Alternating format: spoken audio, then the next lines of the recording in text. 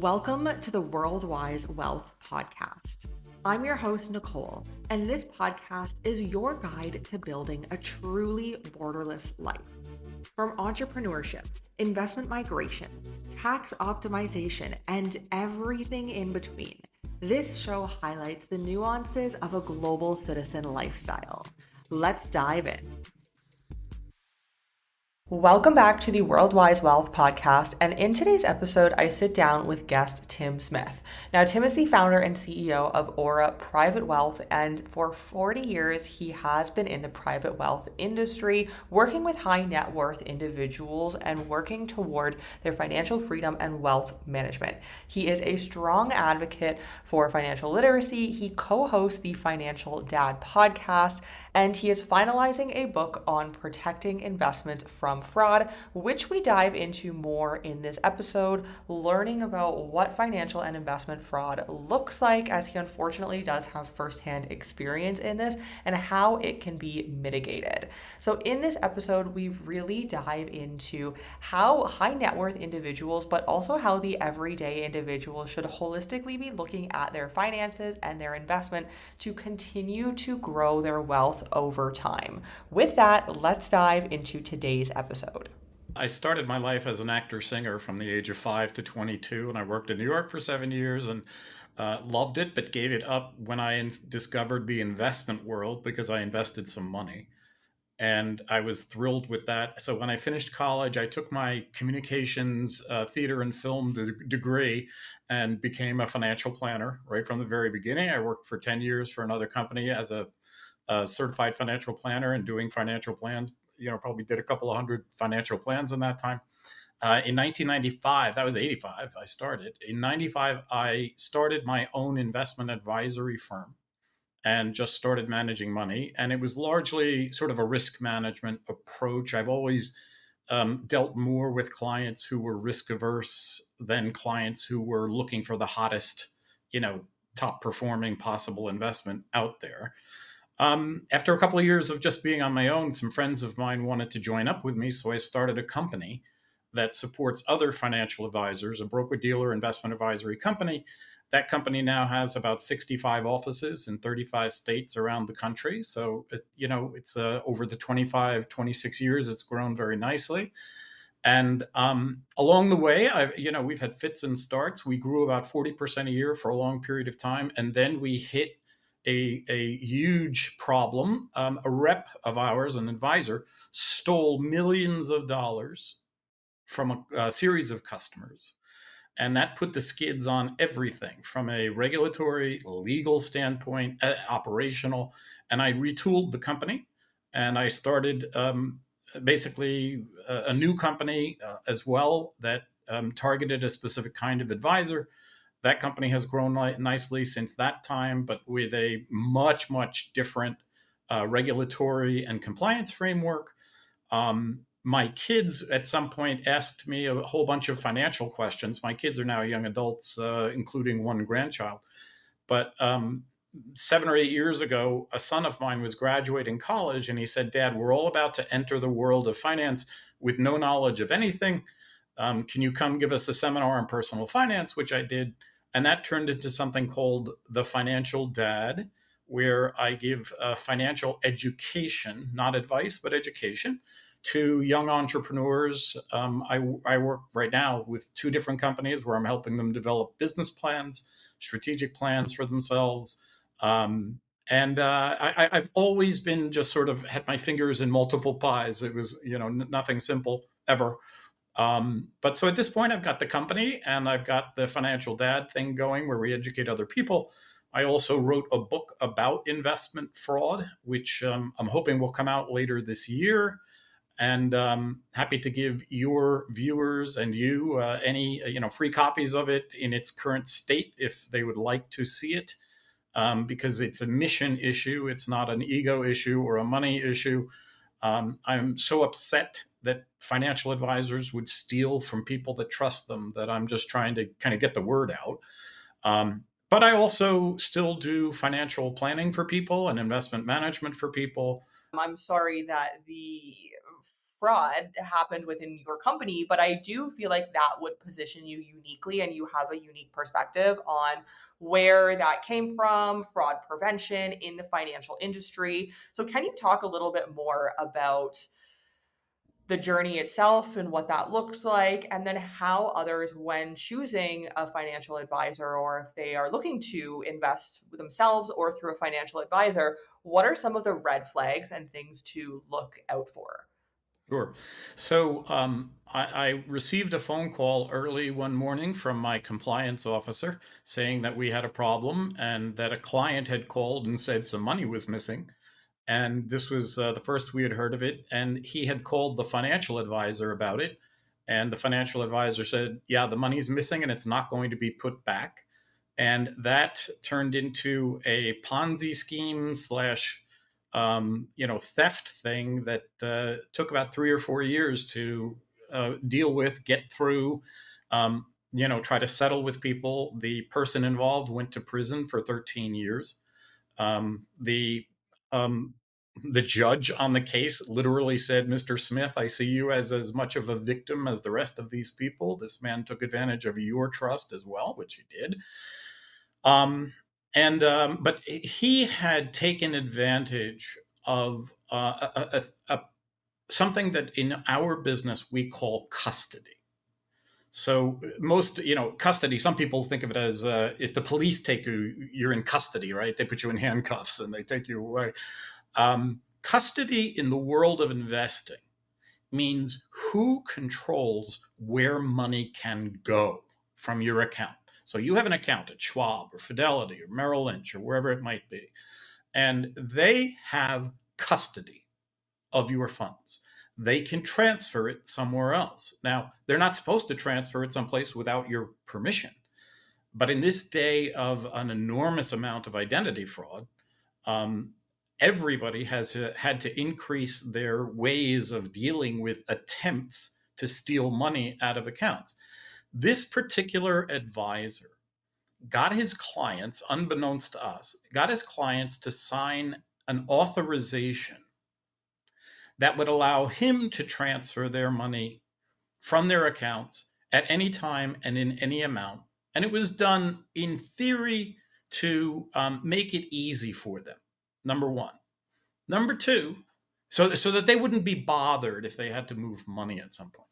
Number two, he was sending them his own statements, and the statements showed their money as still being in the account. Okay. So ultimately, he stole something like $16 million, including $7 million in one day from one account. That was, a monumental fraud. And it all, like many Ponzi schemes, he was taking the money and investing it in a series of companies that he hoped would be .com or what do you call it, technology big hits. And so, for the sake of argument, he would make $50 million, pay back the $16 million, and no one would be the wiser. I mean, I think that was his thinking. Um, like many Ponzi schemes, it falls apart when you run out of other people's money. So at some point, he took money from an account to put it in someone else's account to try to, you know, uh, uh, make it appear that the money was still there. And that's the client. The client where that money came out of is the one that called us and said, this is kind of weird. What happened here? And it finally all unraveled. And I literally am the person who called the district attorney's office of Champaign County, Illinois, to report the theft about an hour after it was reported to me. We spent about 60 minutes trying to be sure there was no other explanation than theft, fraud, and then that was it. So that's sort of what happened. And then, as I said, he got 13 years in prison, and I got 4 years in legal and regulatory hell, and retooling the company, upping our compliance and our surveillance, and all kinds of things that we do to watch out for this kind of thing to avoid it going forward. And since we've put all that in place, of course, we've not had another instance. As a matter of fact, If anything, we've lost advisors who felt we were too intrusive, um, too carefully watching them. But my preference would be to lose business than to go through this ever again, obviously. So, anyway, as to red flags of fraud, number one red flag. Well, let me go backwards. Some ways to check out an advisor. There is a system called the Central, in the United States, there's a system called the Central Registration Depository, or CRD. And you can go to finra.org/brokercheck, and you can look up any properly licensed financial advisor in the United States. That means any person who is properly licensed to work with either an investment advisory firm or a broker dealer firm. In addition, virtually every state has a website that you can look up an insurance person. Insurance is state licensed, not nationally licensed. So you can go to the state and you can say, hey, this guy, Tim or Timothy Smith, I want to check him out and make sure he's properly licensed. So, red flag number one would be the person's not even licensed to be in the financial services business. Okay. And in fact, that's a big enough red flag. Any conversation should end at that point. This is not a financial advisor. It's most likely a fraudster or con man, or something, a scam of some sort. So I would end all conversations right there. Now, when you go into those background check systems, okay, there is a lot of information about the advisor. You will find there things like, especially on the investment side of the world, does the person have any material complaints against them from clients?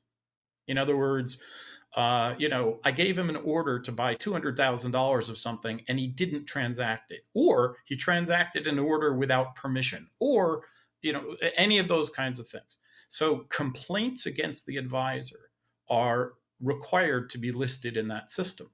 A second thing, and probably even more important, by the way, a complaint, or we call them dings, a ding in and of itself may not be a big deal. I personally have a ding from the state of Florida. A staff member of mine, when I moved to Florida from New Jersey, she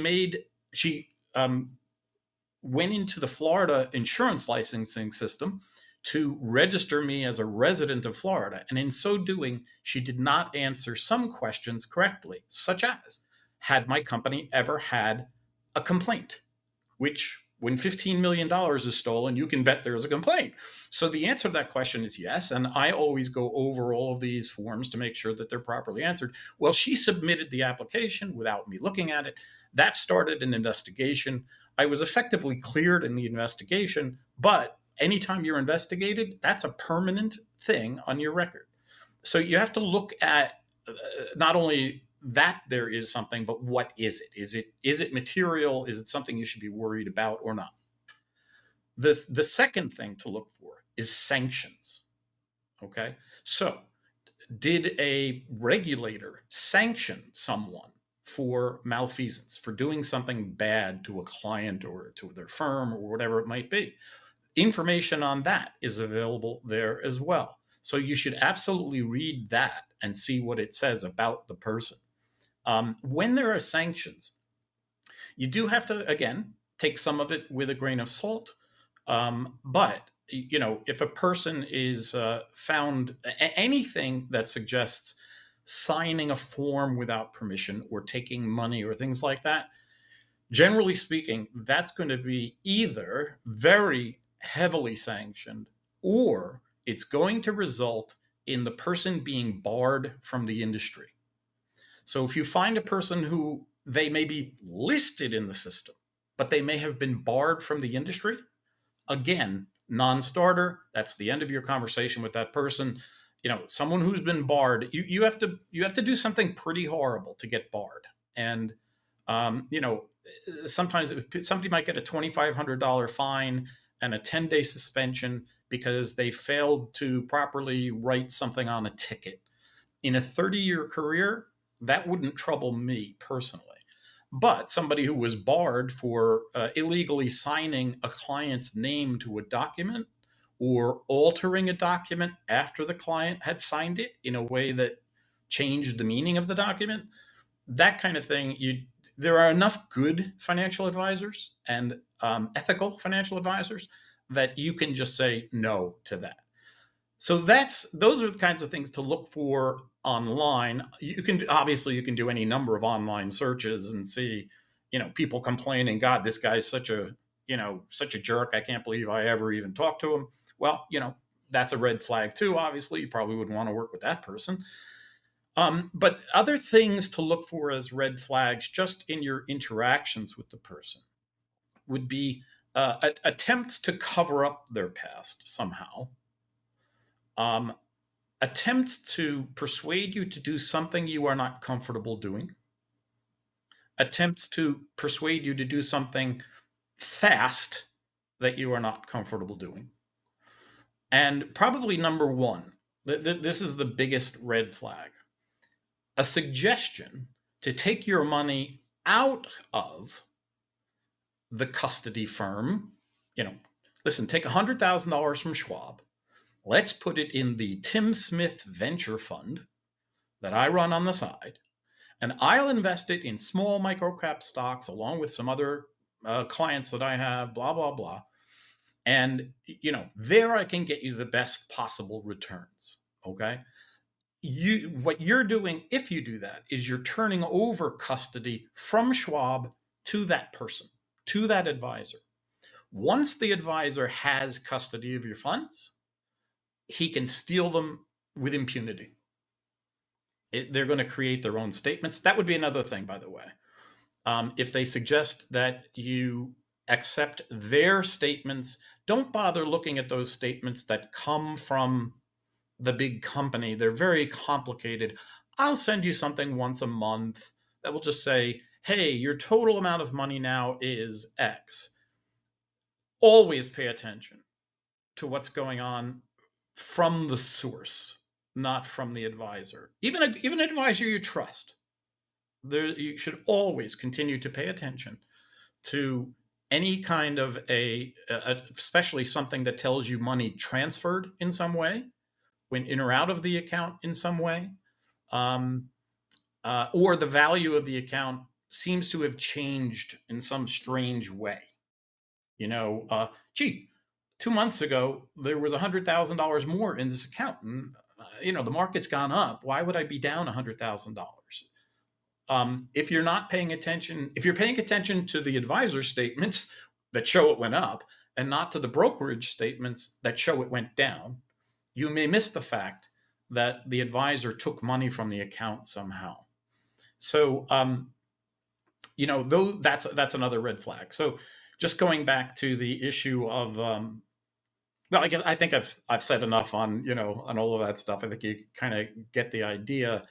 If the advisor wants to push you towards things you're not comfortable with, suggests taking money out of an account, all of those kinds of things, 99% of the time, they're just not good ways to go. I think that any good financial advisor will educate their client on what and why they're recommending, and then allow the client to make an educated decision in their own time frame, in their own comfort level. And if the client says, I hear you, it sounds like it makes sense, but it just doesn't feel good to me, then the advisor has to pivot and find something else. The advisor shouldn't be saying, no, no, no, this really makes sense for you. And by the way, you only have 3 more days to do it. Otherwise, climate change will happen and the world will fall apart. Kind of, you know what I mean? Like any sort of a pressure scheme. Those are the tactics of salespeople and absolutely con men. So these are, these are unfortunate lessons I've had to learn in dealing with people. There's one other thing that I will throw out there. A very common type of fraud is called affinity fraud. And what it means is the person develops a relationship with you through, let's say, some organization that creates a bond or a level of trust that you would think, okay, I can trust this person. And the most common, unfortunately, is some sort of a religious thing. So, yes, we go to the same church, and I've seen this guy go to church, and I trust him as a result of that. Well, you would be shocked. The guy that stole $16 million met many of the victims at church and stole the money despite what the Bible says. So, um, that kind of thing is another thing to be careful about. The fact that you meet someone through an activity that you have in common doesn't make the person any more or less trustworthy and ethical than anyone else. Great last words. I think that's very interesting, and I appreciate you sharing the situation and then also how everybody can be aware and some of those red flags to look for. I think your first person insight on that is very valued and very interesting to hear your perspective. I Yeah, yeah. want The, to the, go. the book the book I wrote is called 50 Ways to Avoid Investment Advisor Fraud. So you can leave your lover or you can avoid investment fraud. There's 50 ways for both, apparently. So sorry to interrupt you, Nicole.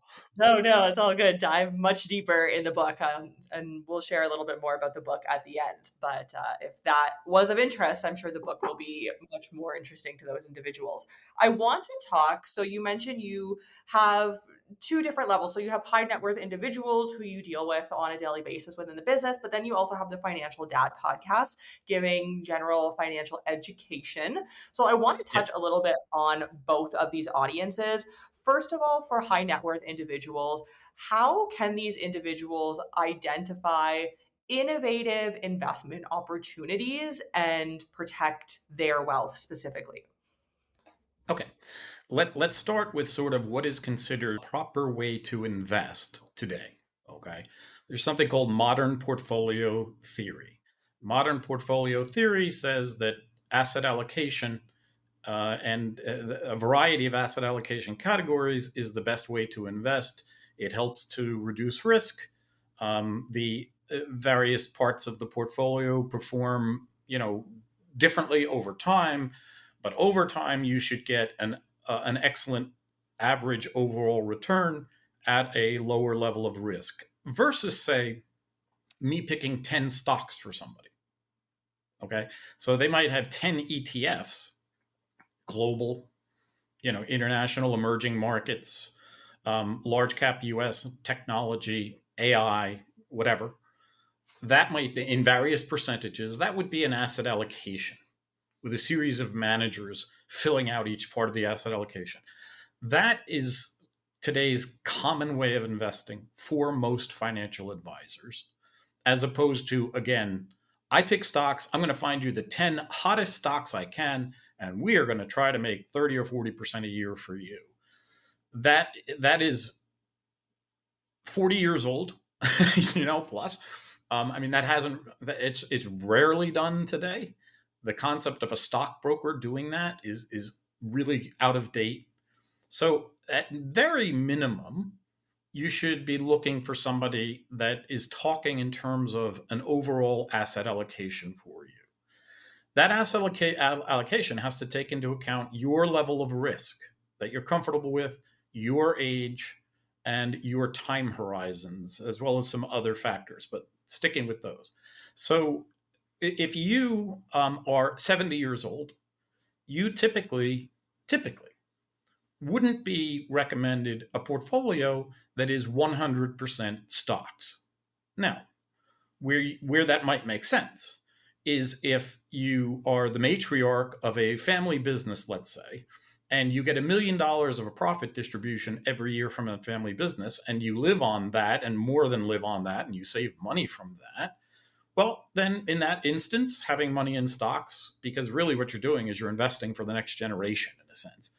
Um, Having all the money in stocks may make sense, but for most people, it doesn't. For most people who are living on Social Security, maybe a bit of a pension.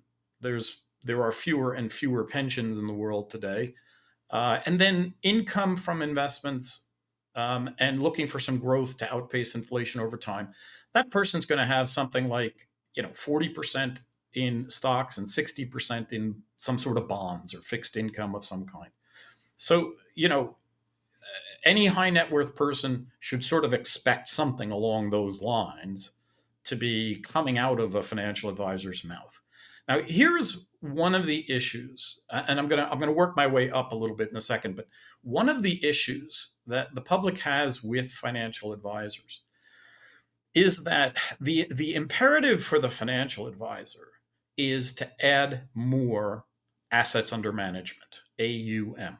Okay, and to do so in a way that allows them to continue gathering assets and minimize the amount of work otherwise involved. So, the amount of management work, the amount of trading work, the amount of service work, the amount of client communication work, the more clients you have, the more all of that increases. As a result of that, there has been a movement in the financial advisory business to become what's called scalable. So if you talk to any coach or all these coaches that talk to my financial advisors, for example, they're giving them advice to build a scalable practice. Number one, you'll make more money. Number two, you can work less time. Number three, you'll have a more valuable practice to sell one day. So all of those things come into play. What that results in is a simpler version of allocating assets than what might fit for certain investors. So, by that, what I mean is that 60% bonds and 40% equities. You may find an advisor where either A, they turn every one of those portfolios over to a third party firm of some kind to manage that. And every client they've got is kind of the same if they're in that same 60/40 mold. Or internally, they're doing the same. They're using the same holdings, call it a model account. It's the same holdings, it's the same bond holdings for everybody. That way, they minimize the time they have to put into management review, trading, because you can push buttons and trade that very easily. And make everybody the same all the time. That's the technology is there for all of that today. Uh, and basically, they don't have to look at every portfolio all the time. They just look at the model portfolio performance. And so when you come up for some sort of a review, they know what the model has done, and they can talk about your portfolio because it's one of the model portfolios. So it streamlines the process for the advisor. Now, and by the way, this is a guess, but I would bet you 95% of people today are in something along those lines when they work with a financial advisor. It's become that endemic in the industry. When people have more and more and more money, they can look for approaches that are, I'll just call it higher level, more customized, more specific to them. So I'll give you an example. Take that 60/40 portfolio, the 40% in stocks, uh, every 10 to 20 years, you can expect that to go down by 50% because that's just what happens with the stock market. We have a pandemic, or we have a crisis in high yield mortgages in 2008, or the dot-com burst in 2000. The stock market crash of 1987. I've experienced every one of these. I've been in this business, unfortunately for me, since 1985. So, I've been through the mill of these experiences with clients. What if you have a client who wants the growth the stock market offers, but really emotionally can't handle those kinds of losses, or maybe even financially can't afford those kinds of losses? Well, the larger you are as a client, the more can be done for you to mitigate those potential losses through the use of additional instruments. So, for example, I might have a client who has an S&P 500 index fund as a core holding of their stock holdings. But I've also bought puts against that holding that make money if the stock market goes down. So there becomes a sort of a floor below which you can't lose any more money. Say it's at 15% below where you are today, or something like that. If you said to me, Tim, 15% swings, 20% swings, I'm fine with that. I know it comes back. But man, when it goes down 50%, I can't deal with that. And what if I need the money, et cetera? So you can put a floor to it when you have more money, that would eliminate that risk.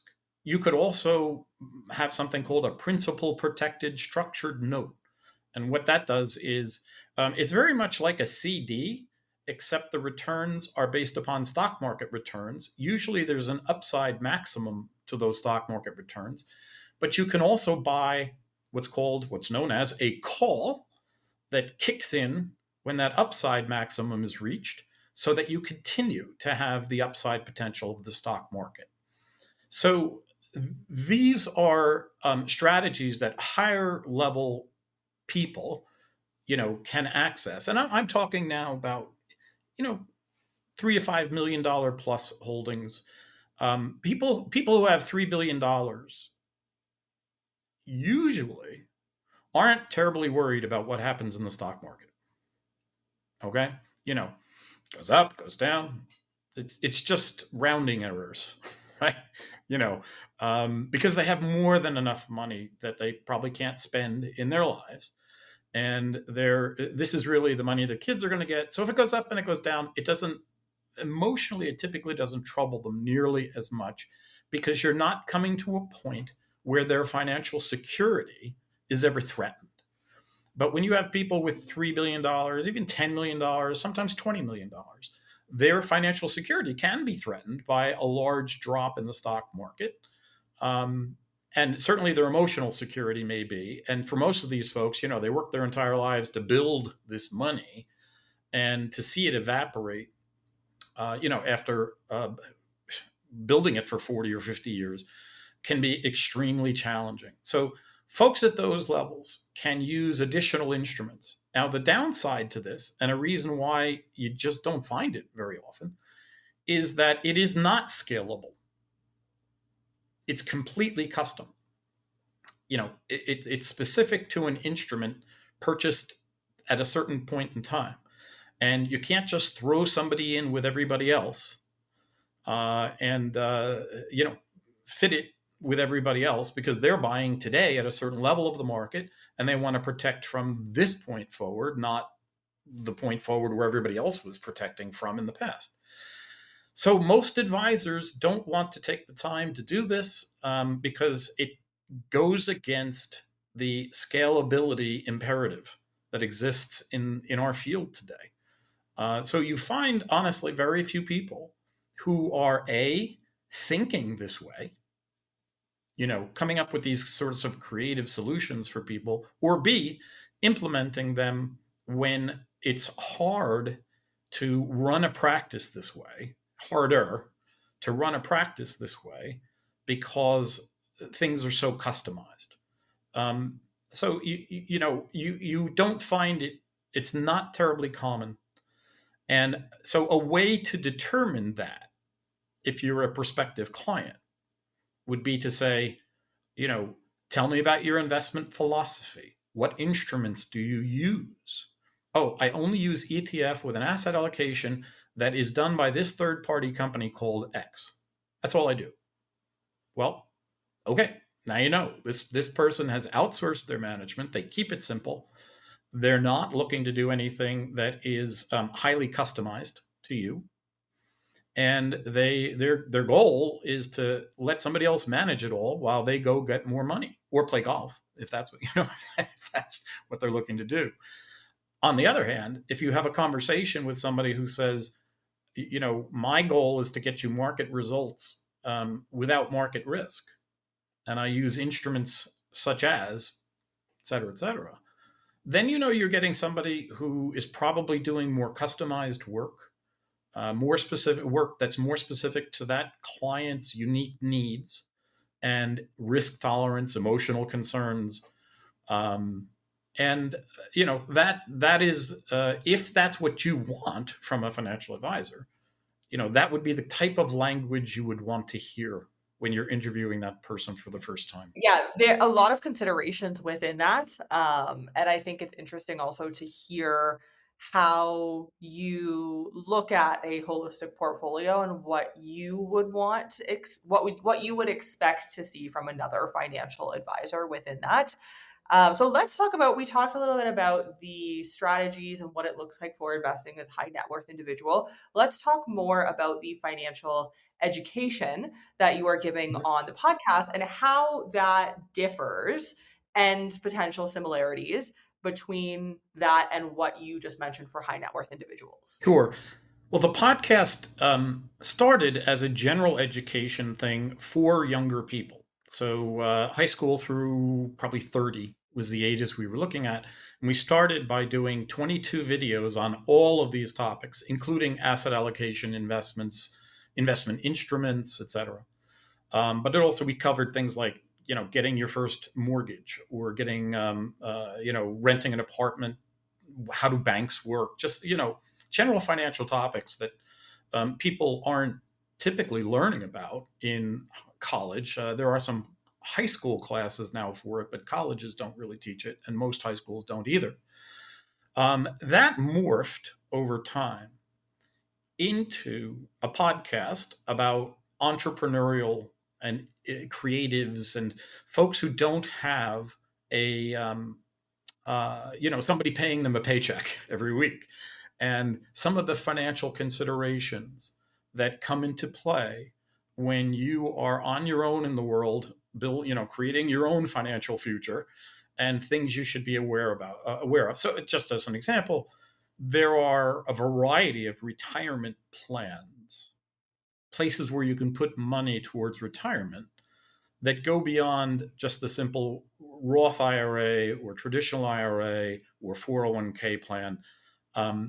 People who have their own businesses, in particular, if they have very few or no other employees than themselves, have a lot available to them that they can use to shelter income taxes and put more money away towards retirement. So that's the kind of topic, for example, that we covered on the educational side. Um, Also, for entrepreneurs, what we've been doing is interviewing some very successful people and asking them their stories, and what they have learned from their experiences, what worked for them, what didn't work for them, advice they would give to someone trying to run their own company and build their own company, um, as well as general lessons about, uh, again, financial topics. What are quarterly estimated tax payments? Why do you have to do that? Um, so it's a mixture of educational topics, again, primarily focused on those people who have their own businesses, as well as informational or inspirational, or um, interviews that would give people a sense of what's possible and how to get there, and how other people navigated the challenges of having their own business. That sounds very interesting. Thank you for sharing a little bit more about what that entails. What are some of the common topic strategies that you see, let's say, entrepreneurs, freelancers who are in the US system taking advantage of to optimize their wealth, save on taxes, whatever that may be? I think one of the first ones is trying to avoid fixed overhead. So, for example, ideally, if you take on someone to fill a role in your organization, a terrific way to do it, like for a salesperson, is to pay them only a commission on what they generate. So if they bring in business, they get paid. If they don't bring in business, they don't get paid. Ideally, you can make that person a 1099 contractor so that you don't have to pay the FICA tax on them, or include them in your own retirement plans, because as soon as you have employees, they have to be included in retirement plans. And you have to make contributions for them if you make contributions for yourself. So that's the kind of thing that helps entrepreneurs manage cash flow better, match the cash flow coming in to the expense going out, as opposed to having a fixed expense with no revenue coming in yet from that expense. So, minimizing overhead in general is one of the key things. Cash is king when you start a business. Most businesses fail because they just don't have enough cash. So you want to avoid putting out money up front for anything if you can. Lease equipment rather than buying it. If you buy a computer, lease it over a 4-year period of time. Most computers are going to last 3 or 4 years. Lease it over that period of time rather than paying it up front. And by the way, most leasing companies, you can do a lease to own at the end kind of thing where you buy it out for $1 and you can keep the equipment if it's still running well for you at that point. So lease whatever you can. Avoid salaries wherever you can. Avoid employees wherever you can. Those kinds of things, are just absolutely critical in the early phases of running a company. So I would throw those thoughts out there for that, the answer to that question. As to accumulating wealth, this we did a specific episode on the question of how do you know when you've built up enough cash in your business that you can start to take some cash out, and invest it for yourself towards the long term, or to buy a house for that matter, or to meet your other personal goals. And the answer that I gave to this was, every business should have some sort of a cash flow projection. I expect these kinds of revenues in these timeframes and these kinds of expenses in these timeframes. And so it looks like here's what's going to happen, say, for the next 6 months or 9 months, something along those lines. If by doing that exercise, and by the way, this assumes you have a bunch of cash built up now from where you've been.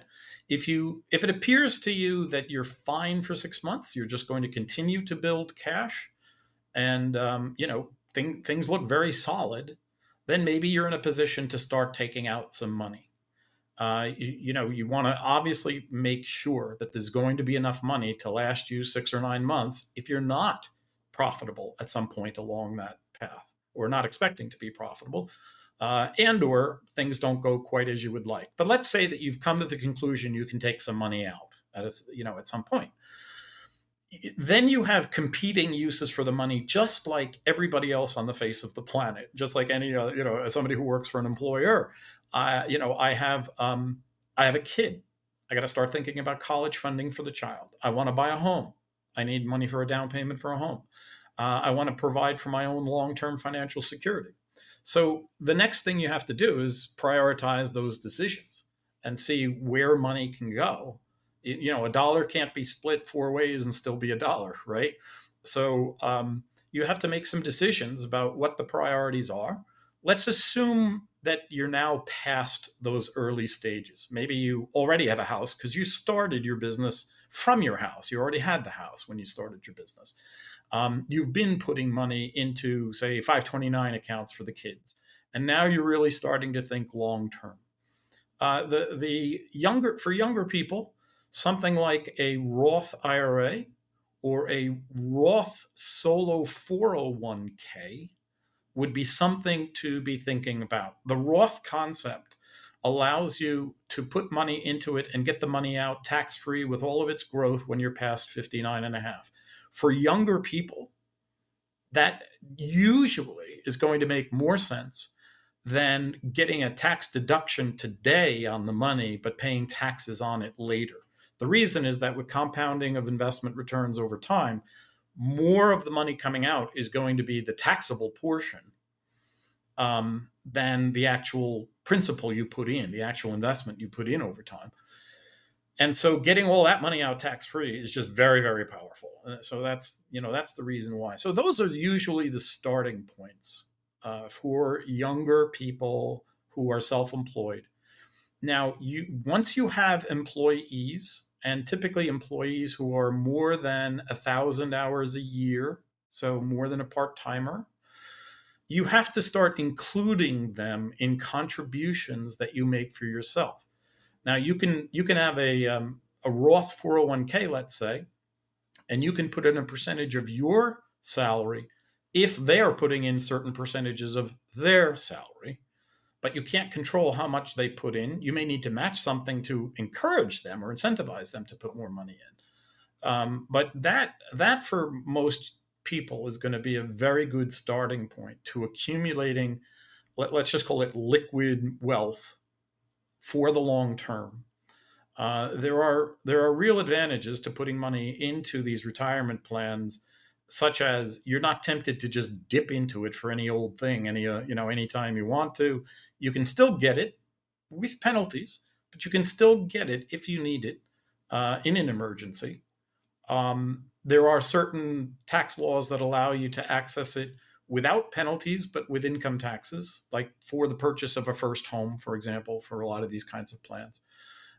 So the money is accessible, but the fact that it doesn't come out cheap, doesn't come out for free, typically gets people to think other ways than using that money, which is good because when you are on your own in the world, you need to put money away for yourself. No one else is putting away money for you. Young people today, in particular, Social Security, we have no idea what's going to be there by the time a 38-year-old reaches 62, 65 years old. So planning for yourself is really critical. I would also suggest young people go onto any number of online retirement planning calculators that are out there. And you're going to put in there something like, hey, I spend $5,000 a month for my lifestyle, or $7,000 a month. And I'm putting away this much money, and hopefully Social Security will be this much when I retire. I'm earning 6 or 8% a year on the money. Will I have enough to retire at, say, age 65 or age 68 when I get there to last till I'm 90 years old? And that's a very good exercise for young people to go through, because it gives you kind of guardrails, or a sense for where you are. If you're saving 5% of your salary, it's probably not going to be enough. If you're saving 10% of your salary, it probably is going to be in the ballpark, unless you're starting at 38 years old. Then it's not going to be enough. So those are very good exercises to go through. Looking at, can I take money out of the business? If so, where is it going to go? If I'm going to invest it, what kind of plan should I put it in? And then how much money should I be trying to put away to reach these long-term goals? And these are all the things that financial planners are here to help people do. It's we do it in our sleep. So it's any financial planner worth his or her salt should be able to do it for you.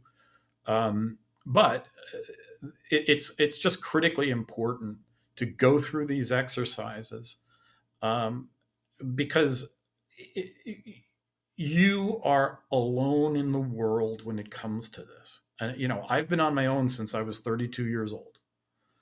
And if I hadn't saved money or built wealth on my own, um, where would I be now at nearly 62 years old? I'd be sitting here going, I have no idea how I'm ever going to retire if I had not done those things when I was younger. So I hope that's helpful to people. Very helpful. And at the end there, definitely a very good consideration as well to set yourself up for financial success throughout every era of your life. So, Tim, thank you for sharing so much. I mean, we could have dove so much deeper. We just don't have time. But thank you for sharing so much that you did share on the show today. So, where can people find your podcast, your book, your website, and anything else? Great. Okay. So thefinancialdadpodcast.com. That'll get you to the podcast. The podcast is available on the major streaming platforms. You can find us on YouTube. Our handle is at the Financial Dad. You can find us on Instagram. The handle is at the Financial Dad _. I think somebody else already had the first one. The book itself, if you find us and send us a message, we'll send you the book. It's in sort of rough to final draft form, I'm hoping, at this point. And as I said, we hope to put it out later this year. It's just manuscript right now. It needs all the visuals and things like that added to it still. But I am very happy to share that with anybody who connects with us online and would like to receive an advance copy. I'd love to hear back from those folks. And by the way, you can email me, tim@thefinancialdad.net. It's .net. If you'd like to get a copy of it as well, instead of trying to find a messaging spot, in one of the social media platforms. So yeah, happy to hear from anybody, and we're looking for people to give us feedback on the book. So if you'd like to get an advanced copy, happy to hear your thoughts. You've just listened to the Worldwise Wealth podcast. Visit our links in the show notes below or at worldwisecapital.com to learn more about how we can assist in your borderless diversification journey. Thank you for joining us, and we'll see you in the next episode.